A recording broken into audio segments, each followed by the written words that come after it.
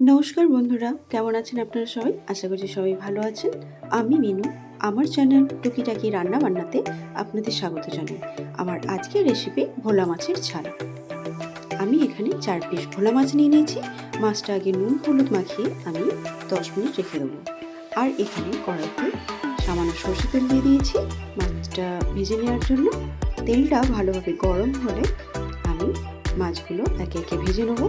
ভোলা মাছ খুব নরম হয়, সেই জন্য এগুলো একসঙ্গে দিয়ে আমি মাছগুলো ভাজবো না, দুটো দুটো করে আমি মাছগুলো ভেজে নেবো। আর ভোলা মাছটা একটু লাল করে ভালো করে ভাজতে হবে, সেক্ষেত্রে ভালো করে ভাজলে ঝালের টেস্টটা অনেক বেশি ভালো হয়। দেখুন আমার এখানে মাছগুলো ভাজা হয়ে গেছে। এরপর আমি আলাদা একটা প্যানে সামান্য সরষের তেল, দুটো কাঁচা লঙ্কা আর দুটো মিডিয়াম সাইজের পেঁয়াজ এভাবে ডুমো করে কেটে নিয়েছি, এক টুকরো আদা আর কয়েক টুকরো রসুন দিয়ে আমি এই মশলাটা ভালো করে ভেজে নেব। 3 থেকে 4 মিনিট এভাবে নেড়ে চেড়ে আমি মশলাটা ভেজে নেব। ভেজে নিয়ে আমি এটা মিক্সিতে ফাইন পেস্ট বানিয়ে নেব ভোলা মাছের ঝাল রান্না করার জন্য। এবার যেই কড়াইতে আমি মাছটা ভেজেছিলাম তাতেই আমি ভোলা মাছটা রান্না করব, তাই এতে সামান্য চিনি দিয়ে দিয়েছি আমি।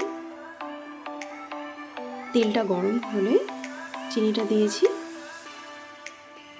তারপর আমি এখানে দুটো এলাচ আর একটু দারুচিনি স্টিক আর 2 থেকে 3টে লবঙ্গ ফোড়ন দিয়ে দিয়েছি। এরপর মিক্সিতে যে ভাজা মশলাটা আমি পেস্ট বানিয়েছিলাম সেটা দিয়ে দিচ্ছি। এবার দিয়ে দিলাম সামান্য লবণ, সামান্য হলুদ আর এখানে আমি কাশ্মীরি রেড চিলি পাউডার দিয়েছি রঙের জন্য। আলাদা করে আর গুঁড়ো মশলা দিইনি, গুঁড়ো লঙ্কা দিইনি। যদি আপনারা আর একটু বেশি ঝাল খেতে চান সেক্ষেত্রে আপনারা দিতে পারেন। যেহেতু আমি কাঁচা লঙ্কা দুটো বেটে দিয়েছি আর রঙের জন্য কাশ্মীরি রেড চিলি পাউডার দিয়েছি। মশলাটা অল্প অল্প জল দিয়ে আমি ভালো করে কষে নেব।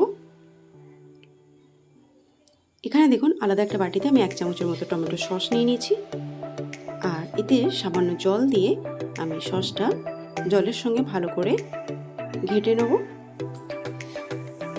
ঘেটে আমি একটা সস বানিয়ে নিয়েছি।